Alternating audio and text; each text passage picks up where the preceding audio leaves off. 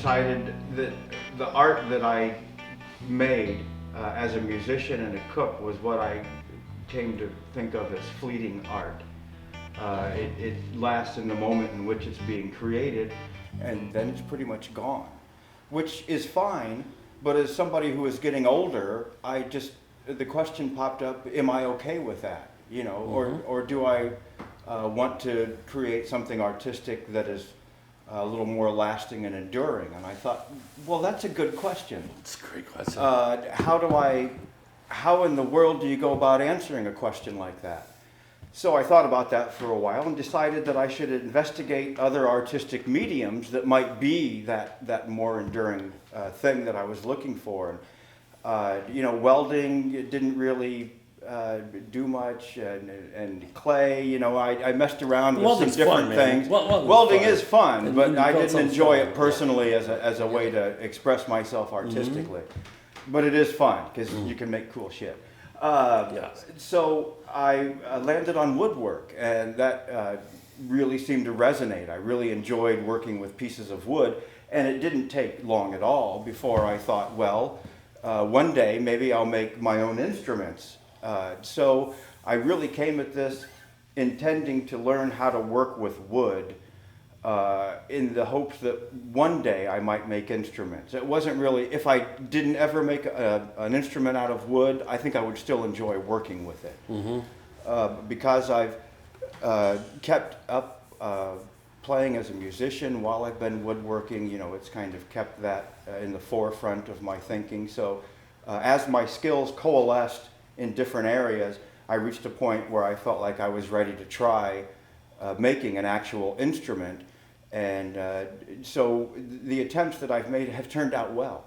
This bass is one that I made, and it turned out to be an unexpectedly good build, to the point where I perform with this bass now because it sounds better than the basses I've paid lots of money for. It sounds as good as anything out on the market.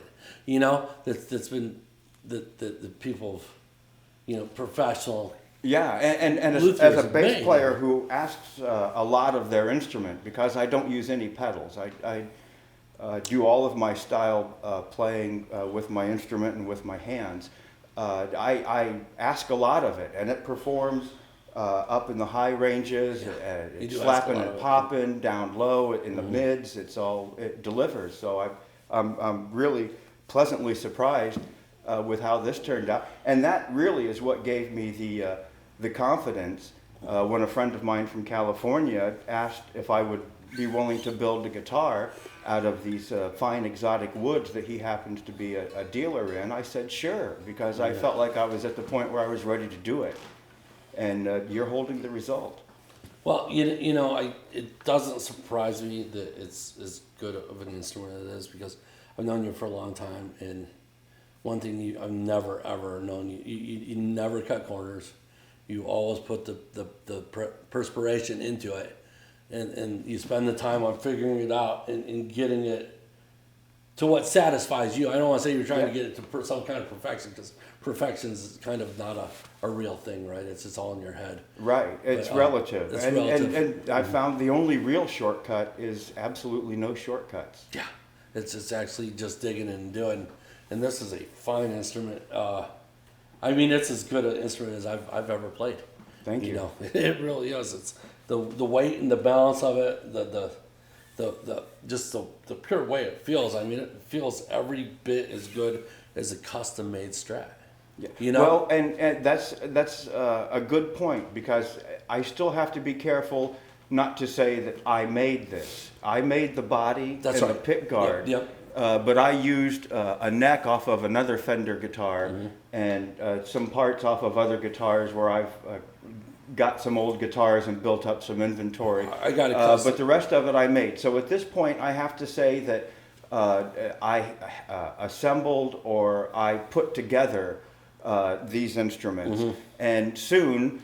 When I'll be making my own necks and bodies, then I'll be able to legitimately say, I made this bass, or I made that guitar. But that's all right. You're making fine instruments. Yeah, this is the beginning of the process. This is the body that's made on here, the book matching on it, the lines and edges are just superb on this thing. Yeah, I was really fortunate to get my hands on some high quality material to build this one out. And that's interesting too, because the tone woods, you know, you're working with wood that I don't think people normally work with.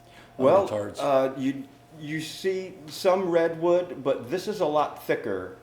Usually you'll see a thinner laminate top of redwood, but because this is for someone who specifically has that type of wood, we went all out and made a super thick top and used a whole billet on it. The rest of the body is California. It's a curly Bastogne walnut. So that's a known instrumental wood that has a nice weight. It's usually around 34 or 35 pounds a cubic foot, which is down with the lighter woods that you would want to make an instrument out of. Plus, it's a superior quality. Has been demonstrated for decades. So I was happy to get a nice piece of that to finish out the body with just a little maple laminate in between to highlight the line.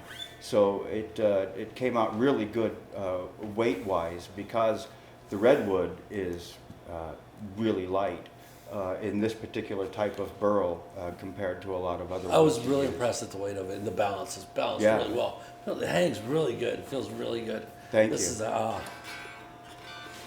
you know, funny thing is I grabbed this thing and it instantly made me think of Brian Lamert, because he makes all his own, puts all his own guitars together, assembles them, everything like this. Right. And, yeah. And this thing, when I grabbed it, it kind of felt like a Lamert. You know, it's like it's just precise and balanced, and the amount of care I think that goes into it really comes back out of it. Yeah, I spent a lot of time sitting and staring. Yeah. They say measure twice, cut once. Well, with me, it's stare for 2 hours and then cut once. You